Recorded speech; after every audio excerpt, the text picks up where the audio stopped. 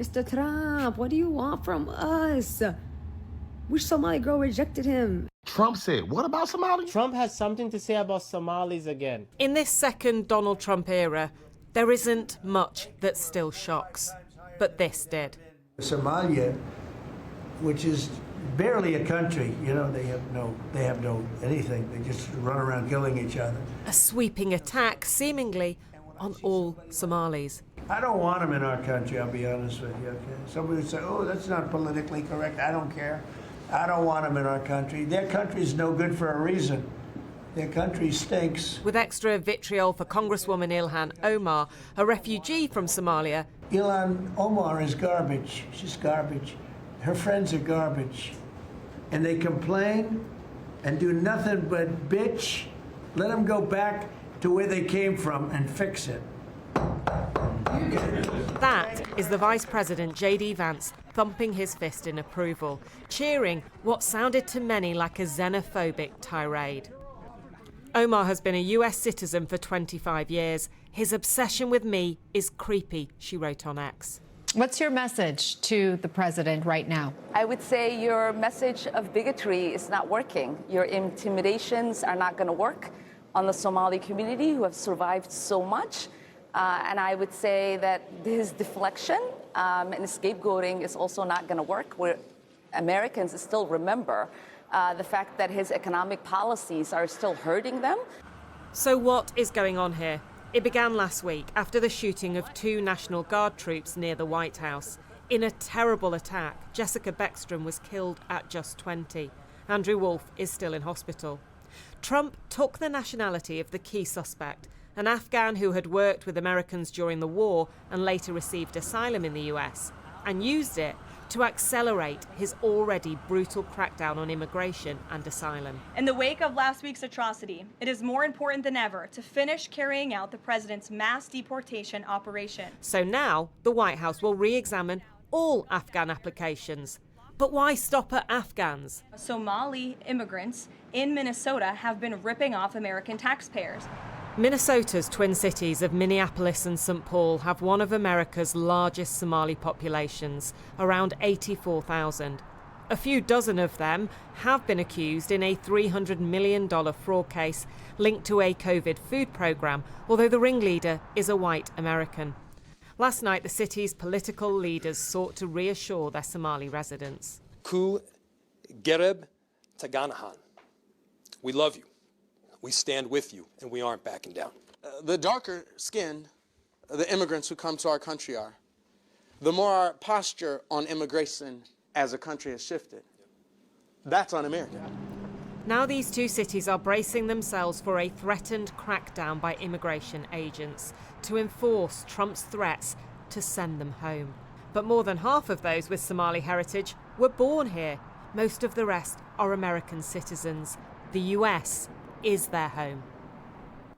In the last few days, the Trump administration has spoken about halting visas for all Afghan nationals, about reviewing green cards for people from 19 different countries, and for pausing immigration from third world countries. But actually, I think it would be a mistake to see this as just a knee-jerk reaction to what happened last week. Really, this is the administration vocalising an ideology that has been apparent since day one of this second Trump presidency, when he signed a record number of executive orders, 10 of them on immigration, describing it as an invasion. It was on day one that they put in place the policies that allowed ICE agents to snatch people off the street and almost cut asylum completely in this country, a cap next year of 7,500 reserved for white South Africans. So America has basically closed the door on those fleeing persecution if they are not white. On Somalia, we asked the White House about President Trump's comments today,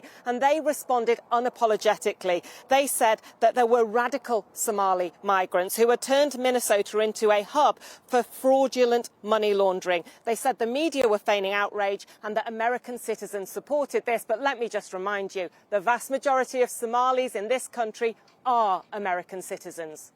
Anushka, thank you very much indeed. Well, earlier I spoke to one of the officials who condemned Mr. Trump's comments, Minneapolis councillor Jamal Osman, a Somali American. I asked him if he'd ever heard this kind of talk from someone so senior in American politics. Never.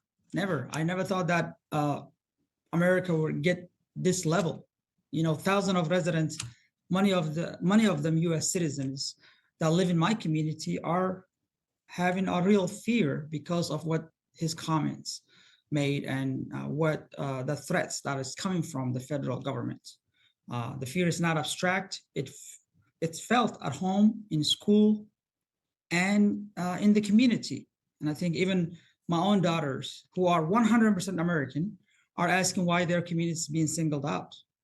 You know, no child should feel unsafe because of their skin of their color or their religion or what the language of their grandparents spoke. So I'm telling my community members to carry their passport around because ICE came to our community and are actually right now in the community profiling people and stopping people in the streets.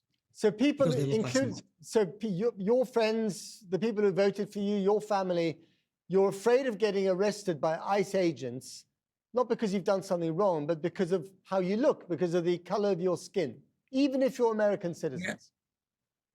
Yes, that's exactly what's happening right now in the streets of Minneapolis.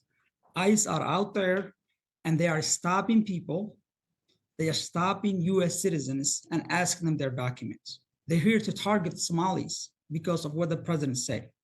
The reality is 95% of Minnesota Somalis are citizens.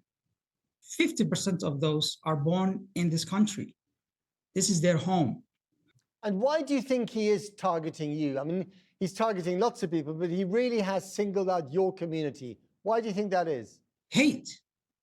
And also he wants to take the focus away from the reality, what's happening in the country, the economy, and he wants to target this community. And this is not new.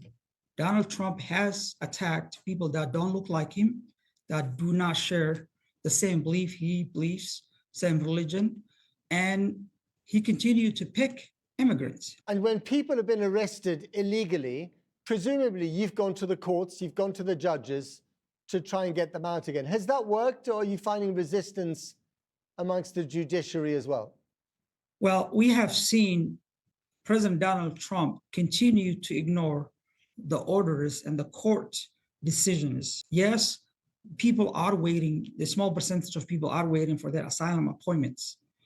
The judge has gave them a grant to stay here temporarily, but ICE are not respecting that. They are ignoring that and they are arresting people. They're stopping US citizens on the street. Yesterday, 2 guys have been stopped and they were asked, show us your documents.